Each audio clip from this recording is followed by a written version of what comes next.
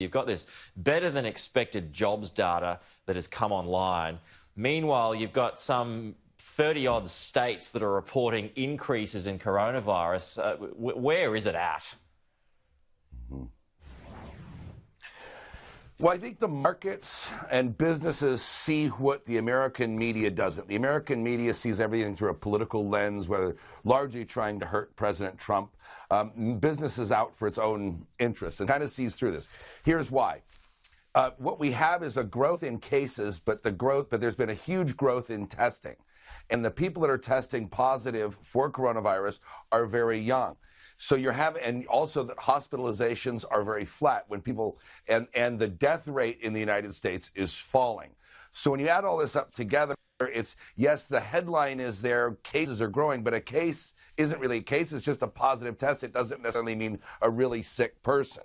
So the markets are kind of seeing through that. At the end of the day, by the end of July, if in fact there isn't an explosion in the number of deaths or hospitals being overrun, as the doomsayers have been saying since April, if that doesn't happen by the end of July, the credibility of the American media, in as much as these hot headlines of doom and gloom, is really going to be shot. What's going to happen at the end of the year, John? I mean, when it comes to these conventions as well, I mean, is there, first of all, going to be conventions this year? And if so, what sort of format is it going to make, given what's going on? And then, is it all just going to be a postal situation come November for the election? Those are two great questions. First of all, the Democrats have already said that they're going to have a virtual convention. That's probably suits their strategy to keep Joe Biden under wraps as long as possible. So that's a win for them. President Trump wants a big convention, wants crowds and wants people and wants it to be very lively. That may or may not happen. That's supposed to happen in Jacksonville. I know that I'm supposed to be a delegate, and I don't know which way that's going right now. Now, in terms of voting, a lot of states were saying, well, it's too dangerous to go vote in person, so we're going to have to vote by mail. And then came the riots. So apparently it's okay to riot and loot, but it's not okay to show up and vote. So that took a lot of the steam out of the vote by mail. But each state has different laws, and each state's going to have different rules around that.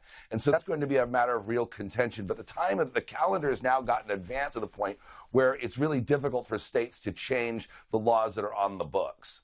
I mean, we've only got about 30 seconds left, John, but I feel like Donald Trump's language is starting to get a bit negative about his chances at the end of the year. Do you think that's a strategy? By suggesting that, you know, the process may be rigged? No, I mean, remember, Donald Trump said in 2016, he said the exact same thing. Nothing is happening here that didn't happen 4 years ago. President Trump is behind in the polls, supposedly. Right. Those polls do oversample Democrats to the point where they're not really representative of the electorate as they've existed in the past. So it remains to be seen if those polls are accurate, but nothing really we're seeing now is different from 2016.